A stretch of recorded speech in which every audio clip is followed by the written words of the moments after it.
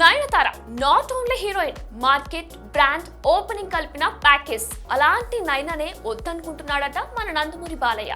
మరి కలిసొచ్చిన హీరోయిన్ ని బాలయ్య ఎందుకు కాదంటున్నాడో చూసేద్దామా? టాలీవుడ్ లో మాస్ డెఫినేషన్ అంటేనే నందమూరి బాలకృష్ణ. ఏజ్ 65 కానీ ఎనర్జీ మాత్రం ఇంకా నెక్స్ట్ లెవెల్. అఖండతో మళ్లీ మొదలైన విజయం, భగవంత్ కేసరి, వీరసింహారెడ్డి, డాకు మహారాజ్, ఇలా 4 మూవీస్, 4 సక్సెస్ స్టార్స్. కానీ అంచనాల బరువుని మోయలేక అఖండ 2 దగ్గరే ఆ ఫ్లోకి చిన్న బ్రేక్ పడింది. ఈ సినిమా బాక్సాఫీస్ దగ్గర అంచనాలకు అందుకోకపోవడంతో ఇప్పుడు అందరి చూపు NBK 111 మీదే. వీరసింహారెడ్డితో మాస్ మ్యాజిక్ చూపించిన గోపీచంద్ మలినేనితో బాలయ్య రెండోసారి జట్టు కట్టాడు. ఇది కేవలం సినిమా కాదు, బాలయ్య కెరియర్ లో 111వ ల్యాండ్ మార్క్ అనే చెప్పాలి. హిస్టారికల్ యాక్షన్, 170-200 crores మధ్య బాలయ్యను ఇప్పటి వరకు చూడని కొత్త అవతారం.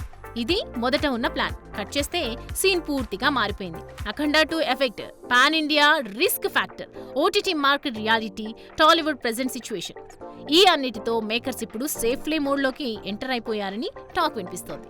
హిస్టారికల్ స్టోరీ పక్కన పెట్టి బాలయ్య ఇమేజ్ కు ఫుల్ గా సూట్ అయ్యే స్టోరీ ప్లాన్ చేస్తున్నాడట గోపీచంద్.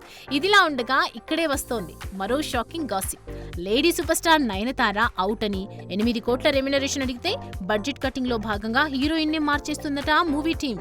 నయన్ ఉంటే పాన్ ఇండియా హైప్ వేరే అంటున్నారు కొందరు. అయితే నయన్ ఉంటే లెక్క వేరే అంటున్న వాళ్ళు ఒకవైపు, 6-7 కోట్లు సేవ్ అవుతాయి అంటున్న మేకర్స్ మరోవైపు. మరి NBK 111 అసలు కథ ఏంటి? నయనతార ఫైనల్ డిసిజన్ ఏంటి?